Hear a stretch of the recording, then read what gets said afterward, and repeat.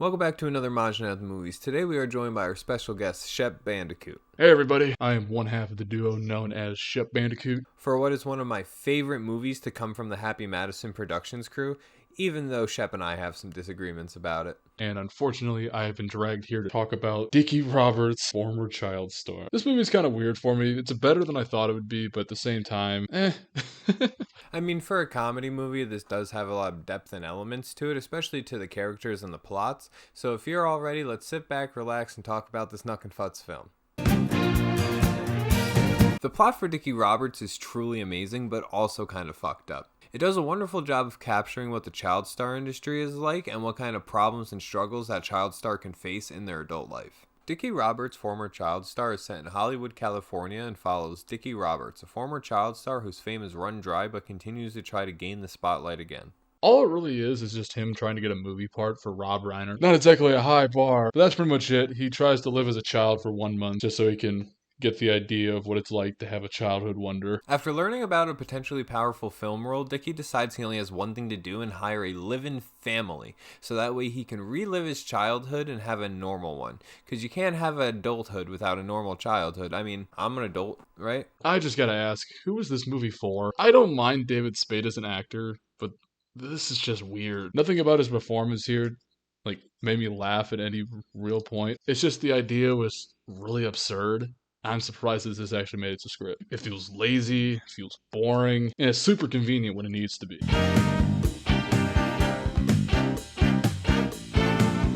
Dickie, basically a desperate asshole, has a lot of pent-up frustration and aggression with his life. At me like, you're an idiot.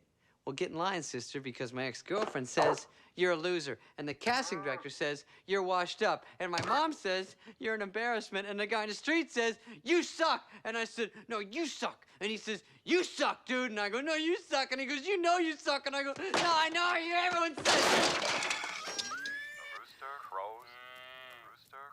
At first, Dickie is exactly how we all picture grown child stars, just a sad and lonely garbage pit of a person. And then, even throughout the film, he doesn't really change much. He just kind of, stops wearing gloves all the time and learns how to be appropriate in the right time and places. There's not too much character development behind Dickie, but I will say that Dickie is how I am during any social gathering after I get a few drinks in me. in there. I'll nail that part like Jesus the Carpenter. All right, I'll see you later, buddy. Woo! Oh, sorry, I get a little excited. I'm gonna go drain the main vein. How about that? I mean, I go pee-pee now. And I'm pretty sure Lady Maj could attest to that. Now let's talk about the wife, Grace. Grace is the most reasonable person through the entire movie. Regardless of being married to the walking douche that is George, she's still basically raising 2 kids on her own, putting herself through school and graduating because she became an interior because she graduated interior design and then she got an interior design job because George was being a dick. So yeah, go Grace. George, who's the husband of Grace initially before he actually cheats on Grace, he was always an asshole in this story, but it never really seemed like that he would do such a thing until they conveniently needed to get rid of him. Yeah, he's just a douchebag. George is just an absolute psychopath. From the first time you encounter him, you can tell he's just an unhappy married man who just hates his wife and kids. I mean, half the time he's just spacing out, and I'm pretty sure he's just fantasizing about murdering his family. Would you get off my back? I think you should have run all this by me first, George. You invited a stranger to live in our home. It's only for a month or so. Well, Look, you just finished night school, right? Studied your interior design thing. That cost money. Money we don't have. that is one of the reasons I took those classes, so I can contribute an income. When? I'm doing this thing here, Cindy, and I just don't know if it's a great idea if you're around. Only because I'm trying to focus on the plan. I'm thinking if we up your rent a little bit, there's really no reason why Cindy can't stay in the den. As I said in Shep's Happy Death Day video, we all know a self-righteous cunt like that's George. just like Danielle. Don't be George. Danielle. Sam, the teenage boy, doesn't add anything to the movie. He's just your typical teenage kid, shy. I didn't really mind him too much. Felt like he just needed to be there to build the family dynamic. When it comes to Sam and Sally, there's not really much character to them other than just like trying to show Dickie how to be kids. There's not really any struggles they go with other than like mom and dad hate each other and we're getting bullied, but... And then I guess the only other major character to mention is Sally, the young daughter of Grace. I think the kid actors did okay. I don't see any problem with what they did. They're just there to show Dickie how to be loving and caring, but not in like the Epstein way.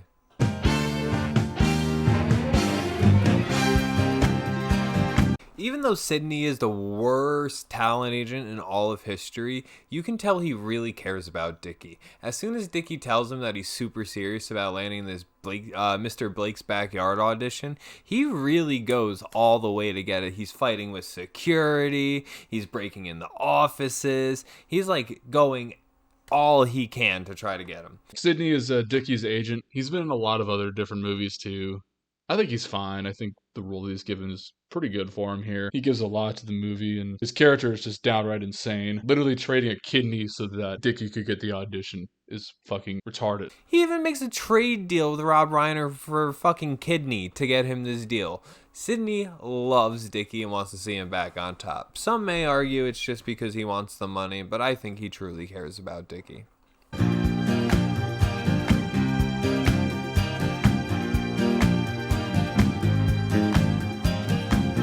So I know that Shep kind of touched base on this a little bit, but this is like one of the most subtle side plots throughout the entire film that I feel like we should touch base on. Like, for example, how they actually got the audition was just written in there in the last, 20 minutes of the movie. They're like, Rob Reiner got into a car accident, and now he's trapped in a hospital bed. So in the beginning of the film, when Dickie is working for the valet, he's on the phone with Sidney and just joyriding, right? Because he just stole somebody's car.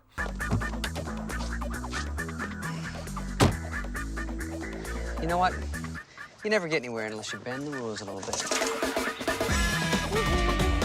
He's just joyriding in somebody's car, talking to Sidney, trying to get auditions, looking for famous people. Move that pile. The light ain't getting any greener, jarhead. Hey, screw you, man. Why don't you step out of that little bitty wussy car and talk to my face, huh? Hey, screw you. I'll kick your steroid-loving ass. Moron! Juju me! I'm gonna bust you up, man. Smell you later. Stink bomb. I'll find you. 3GQ. Hey, Dickie, aren't you worried about that guy tracking you down and beating the crap out of you? No, I'm in someone else's car. Plus, the windows are tinted. Later in the film, you see that Rob Reiner is in the hospital because he gets into a road rage incident and somebody beats the shit out of him, right? It sounds like something's wrong. What? Hey, Sidney, what's up? Dickie, turn on the news. Famous director Rob Reiner was the victim of a road rage incident today in Hollywood. Witnesses say that Mr. Reiner was stopped at a red light when a large, angry man pulled Mr. Reiner out of his Honda Insight and began beating him for well over a minute. Mr. Reiner was rushed to a nearby hospital, his only dazed words being, "I have no idea what I did to make that man so angry."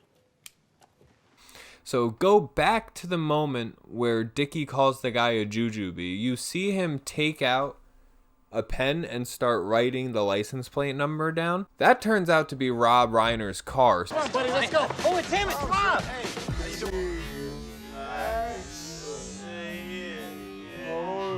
So when you go back and watch that and then fast forward and see the newscast, it's the same guy that they arrest. They show him on the newsreel.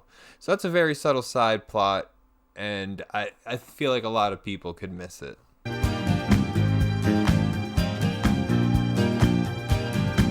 She plays his mother while he's at the house, and he marries her.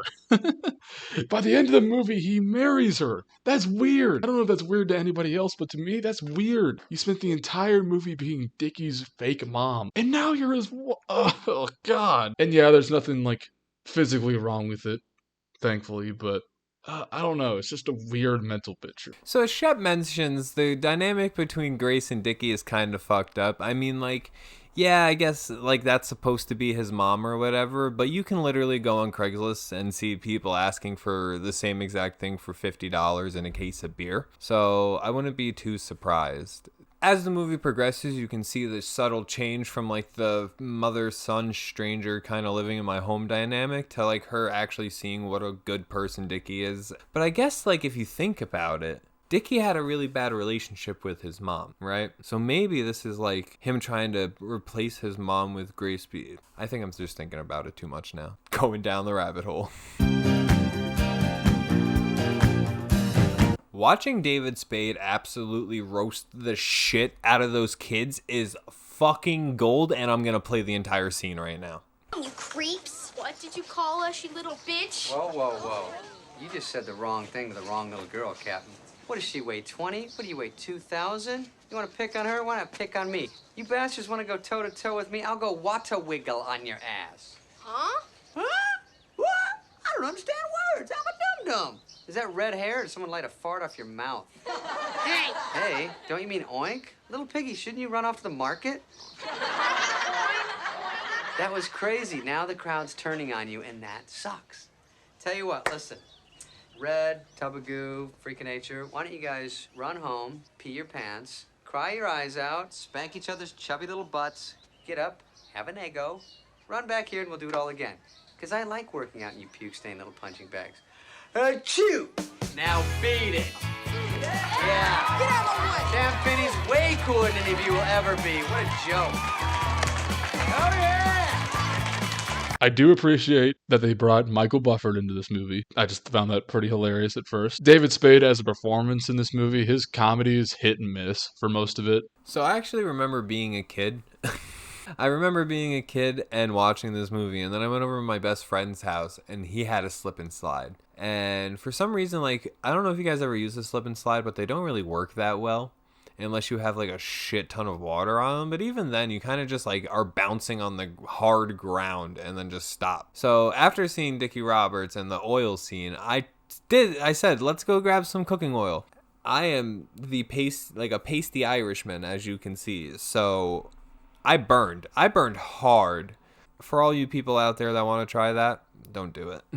There's a lot that I do like about David Spade. Like I'm a huge fan of Grown Up. That type of humor comes out in this movie every now and then, and that's what I kind of appreciate out of it. And then there's this weird guy at the hospital near the end of the movie. I don't know if you're gonna be able to find the clip or not, but he's like the only genuine laugh I got out of the whole thing. Yeah!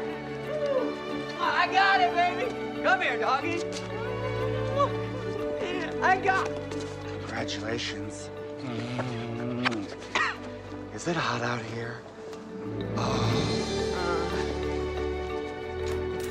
I got it! Bro, the soundtrack in this movie is just banger after banger after banger. The emo kid in me is screaming right now. The message of the movie is also pretty nice. Love over greed. Love all people, man. And the end credit song with the child actors from real life, like kids shows, is also kind of neat that they did that.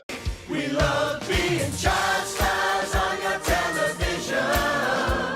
But misbehave and we'll bust your head. Gee, Wally, was it something they said? Child stars on your television. Most of us have nothing to lose, so we'll put your butt on the 5 o'clock news. The way that Sally says witch really bothers me while they're saying like their scary stories. Time, there was this witch in school. Why?